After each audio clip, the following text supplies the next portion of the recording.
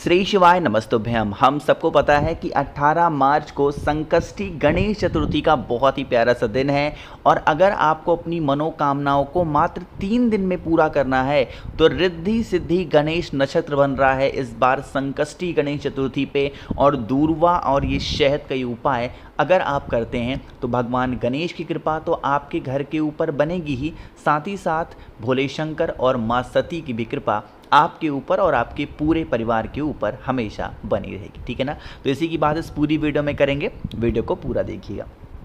Screen पे आप सभी को दिखाई दे रहा होगा शहद। क्या दिखाई दे रहा है? शहद।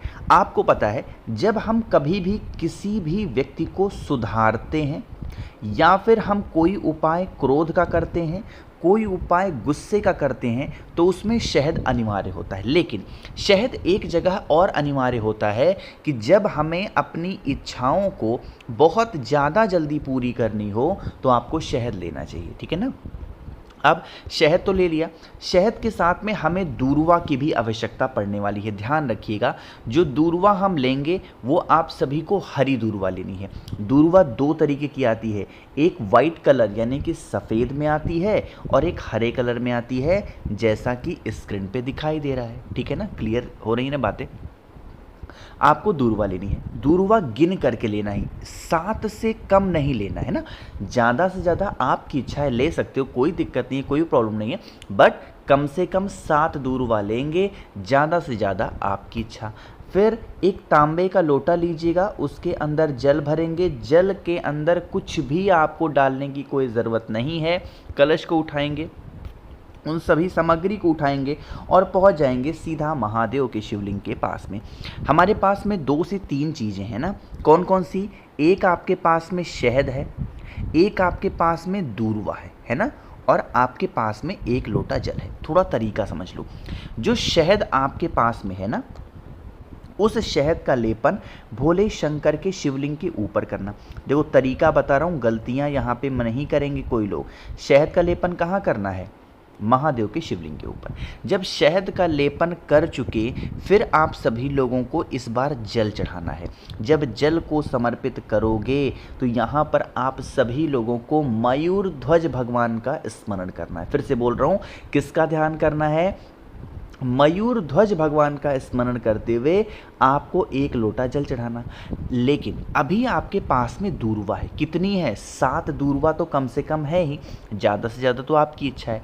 अब आपको एक चीज़ पता होगी, भोले शंकर के शिवलिंग के ऊपर ही उनका पूरा परिवार विराजमान होता है। तो जो भगवान गणेश का स्थान है वो शिवलिंग के राइट साइड होता है। कहने का मतलब क्या है? दाहिने साइड होता है। तो जो भी दूर्वा आपके पास में है, 5 है, 7 है, जो भी है, अपनी मनोकामना, अपनी विशेष को कहते हुए, विघ्न हरता भगवान गणेश का स्मरण करते हुए आप सभी को उस दूर्वा को समर्पित करनी है, आप सभी को पूजन करनी है और उनसे यही प्रार्थना करनी है कि हम सभी लोगों की ये मनोकामना है जो काफ़ी दिनों से अधूरी है, हे शिव शंभो भोलेनाथ आप हमारी इन सभी मनोकामनाओं को पूर्ण करें, हे विघ्नहर्ता आप हमारी मनोकामना को पूर्ण करें। ऐसे आप प्रार्थना करिए। ठीक। अब एक चीज़ बता दूँ, कल मैं गुरु जी की कथा सुन रहा था बहुत पुरानी थी, मतलब 2-3 साल पुरानी कथा थी। अचानक सा एक चीज़ मुझे वहाँ पे सुनने को मिला।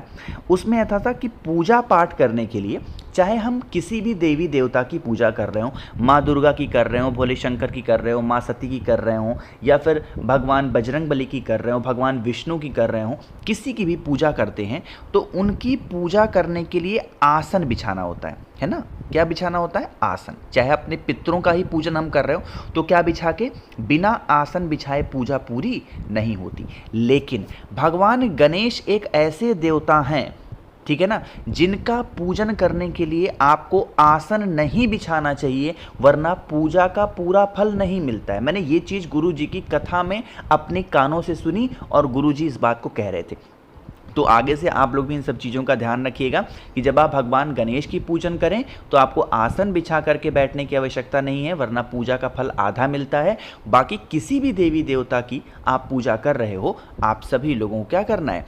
आसन बिछा के ही करना। चीज़ें क्लियर हुई? चलो भाई, अब आगे बढ़ते हैं इस वीडियो के हम लोग अपने दूसरे उपाय की तरफ, जो कि आप सभी को करना है घी के साथ में। अब घी का ये उपाय हम करेंगे किसके लिए? सुधारना है ना। घर के लोग जब बिगड़ जाएं तो घर की स्त्रियों के पास में, घर के पुरुषों के पास में एक ही ऑप्शन बचता है और वो है भगवान का सहारा। तो आप सभी लोगों को महादेव के ऊपर इस प्रकार से उपाय को करना। देखो, ज़रूरी नहीं है कि इस उपाय को करने के लिए सिर्फ स्त्रियां ही बाध्य हैं, है ना। आज के टाइम पे स्त्रियां भी बहुत ज़्यादा खराब हो चुकी हैं और बहुत सारे परिवार को बर्बाद कर रही हैं। मैं जो भी लोग के घरों में पुरुष अगर बिगड़ चुके हैं तो इस उपाय को स्त्रियां करेंगी, घर की स्त्रियां बिगड़ गई हैं तो इस उपाय को पुरुष करेंगे। चीज़ें क्लियर हुई? चलो बातें करते हैं। अब इस उपाय के लिए हमें घी की आवश्यकता होगी, ज़्यादा नहीं, 1 चम्मच के आसपास। घी के साथ में महादेव की सबसे प्रिय चीज़ भी हमें लेनी होगी और वो होती है बेलपत्र। तो एक बहुत ही प्यारी सी सुंदर सी बेलपत्र लेंगे।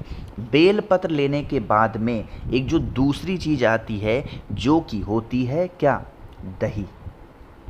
तो आपको दही लेनी है, मार्केट में अवेलेबल है, बहुत खोजना भी नहीं है आपको, थोड़ा सा दही लीजिएगा। अब इन तीनों चीज़ों को लेकर के पहुँचेंगे महादेव के शिवलिंग के पास में। नियम समझिएगा, तरीका समझिएगा, फिर हम लोग आगे बातें करते हैं। देखो, जो आपके पास में क्या है, दही है।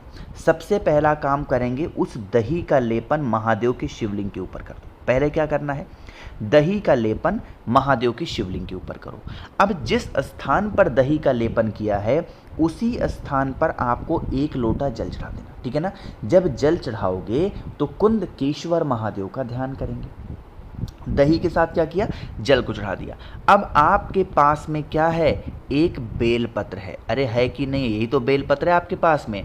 और दूसरा आपके पास में घी है। बेलपत्र का जो बड़ा वाला पत्ता दिखाई देता है, हाटकेश्वर महादेव, किसका स्मरण करना है, हाटकेश्वर महादेव के नाम से बेलपत्र के बड़े वाले पत्ते के ऊपर आप सभी लोगों को अच्छे से ऐसे घी का लेपन करेंगे।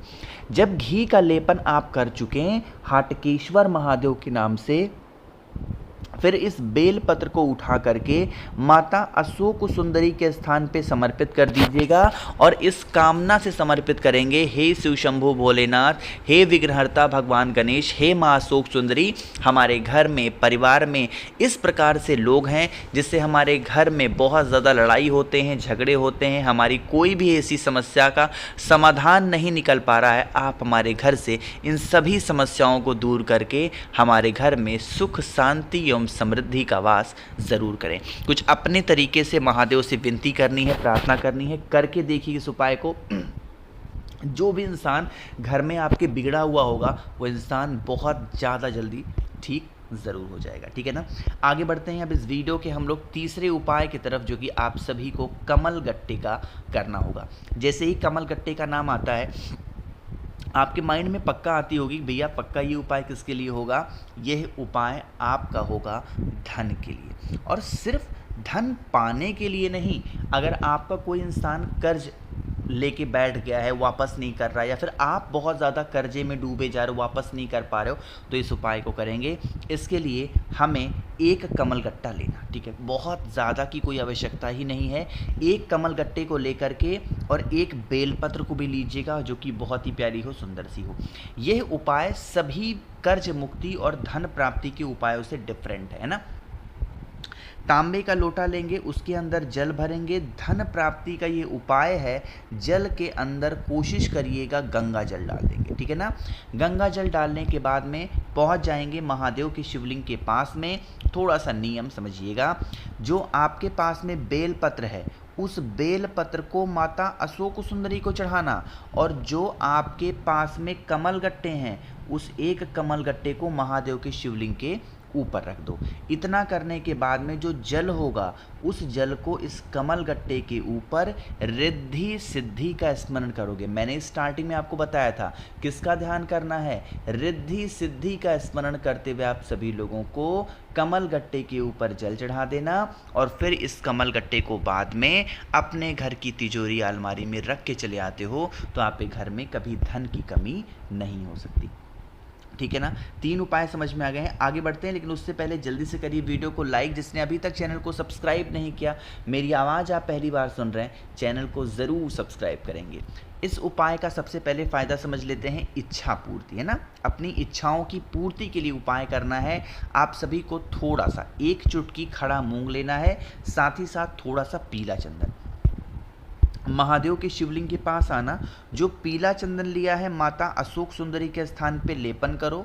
लेपन करने के बाद में जो खड़ा मूंग लिया है, अपनी मनोकामना कह के खड़े मूंग को चढ़ाओ और फिर लास्ट में 1 लोटा जल अगर आप चढ़ा देते हैं किसी भी चतुर्थी तिथि पे, तो इससे भगवान गणेश की कृपा आपके ऊपर, आपके पूरे परिवार के ऊपर हमेशा बनी रहती है। मैंने कोशिश की आप सभी को आज स्पेशल से उपाय को समझाने की। वीडियो पसंद आई हो तो लाइक करिएगा, कुछ पूछना है नीचे कमेंट सेक्शन में पूछें, और मेरे जितने भी भाई बहन आवाज़ आज मेरी पहली बार सुन रहे हैं, चैनल को ज़रूर सब्सक्राइब करेंगे।